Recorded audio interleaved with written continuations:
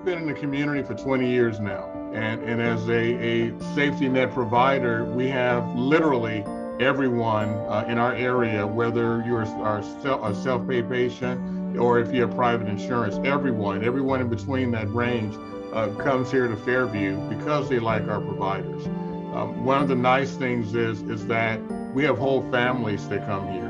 You know, everyone knows that they can always come here.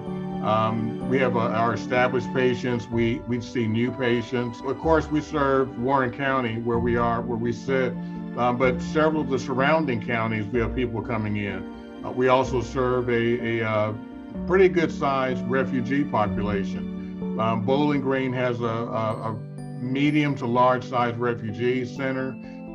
They operate quite efficiently. In fact, we have families, Afghani families that we're now seeing. They've come through the screening process, they've had their first checks, and now they're coming here to be established patients. So we welcome everyone here. The community itself has rallied like I have never, ever seen before. I moved here shortly before we had that big major storm back in '98.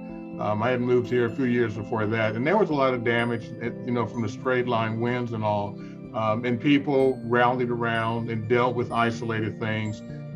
This is entirely different. There have been armies, literally armies of volunteers going into neighborhoods, removing trees, and we're talking people bringing in heavy equipment, cranes and bulldozers and such. Bowling Green as a city, I got to tell you, I'm proud.